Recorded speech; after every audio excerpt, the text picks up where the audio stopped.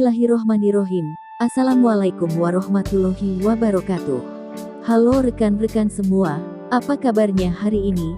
Semoga rekan-rekan semua tetap dalam keadaan sehat dan tetap eksis di dalam menjalankan aktivitasnya sehari-hari. Kali ini, kembali lagi bersama kami di channel Sils Official dalam rangka berbagi informasi terkait tentang terbitnya surat edaran terbaru tentang penghapusan tenaga honorer pada tahun 2023 oleh Menpan RB. Oke rekan-rekan semua, sebelum kita lanjut informasi ini, untuk rekan-rekan yang baru bergabung di channel ini, jangan lupa like, komen, share, dan subscribe serta aktifkan lonceng notifikasinya, agar tetap terupdate dengan informasi terbaru dari channel ini. Baiklah rekan-rekan semua, dikutip dari portal jpnn.com, Jakarta, Ketua MPR RI Bambang Susatyo merespons langkah Menteri Pendayagunaan Aparatur Negara dan Reformasi Birokrasi, Menpan RB Cahyokumolo menerbitkan surat edaran terkait penghapusan tenaga honorer. Politikus Partai Golkar yang akrab disapa Bamsud, itu berharap Kemenpan RB memberikan alternatif solusi bagi pegawai di luar status PNS dan PPPK di tiap instansi agar tetap bekerja. Dikarenakan masih banyak instansi yang mempekerjakan pegawai di luar status PNS dan PPPK untuk memenuhi beban kerja di masing-masing instansi, kata Bamsud dalam keterangan tertulisnya di Jakarta, Jumat tanggal 3 Juni tahun 2022.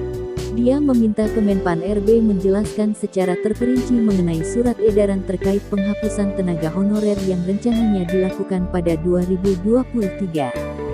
Dia meminta Kemenpan RB menjelaskan secara terperinci mengenai surat edaran terkait penghapusan tenaga honorer yang rencananya dilakukan pada 2023. Lebih lanjut, mantan Ketua DPR itu meminta Kemenpan RB tidak langsung menghapus status tenaga honorer, terlebih saat ini banyak masyarakat yang membutuhkan pekerjaan. Selain itu, kata dia, pemerintah juga diketahui tidak membuka seleksi CPNS 2022, tetapi hanya merekrut PPPK, sehingga kesempatan pegawai dengan status non-ASN untuk menjadi ASN makin terbatas. MPR meminta pemerintah melakukan pemutusan hubungan kerja ini secara bertahap melalui pemetaan jumlah pegawai honorer dan kebutuhan pegawai di tiap instansi, ujarnya. Bamsud menyatakan pemerintah harus memikirkan nasib pegawai honorer di tiap instansi yang telah mengabdi cukup lama dan bekerja dengan baik. Oleh karena itu, dia berharap pemerintah dapat bijak memberikan solusi bagi nasib pegawai non-ASN yang berkualitas dan memiliki kontribusi yang baik dalam capaian dan target kinerja di instansi masing-masing. Bamsud juga meminta Kemenpan RB mendorong pimpinan tiap instansi untuk memetakan pegawai non-ASN yang ada di instansinya dan mendampingi mereka untuk ikut serta atau diberikan kesempatan mengikuti seleksi calon PNS maupun PPPK.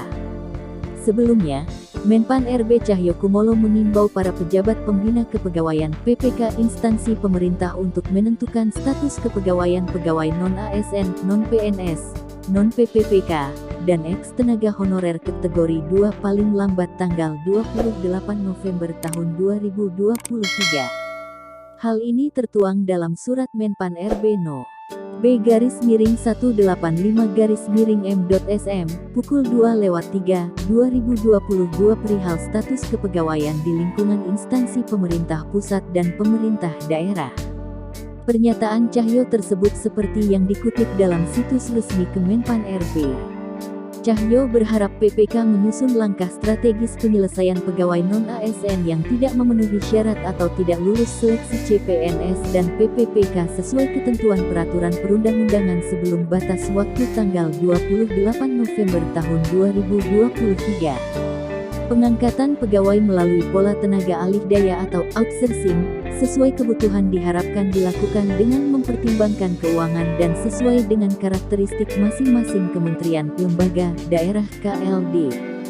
Jadi, PPK pada KLD tetap bisa mempekerjakan outsourcing sesuai kebutuhannya, bukan dihapus serta-merta, kata Cahyo. Instansi pemerintah yang juga membutuhkan tenaga lain seperti pengemudi, tenaga kebersihan, dan satuan pengamanan dapat dilakukan melalui tenaga alih daya oleh pihak ketiga. Menteri Cahyo mengungkapkan pemerintah memberikan perhatian khusus terhadap penyelesaian dan penanganan tenaga honorer yang telah mengabdi di lingkungan instansi pemerintah. Menurutnya, langkah itu dilakukan seiring dengan pelaksanaan reformasi birokrasi, khususnya penataan SDM aparatur dan penguatan organisasi instansi pemerintah.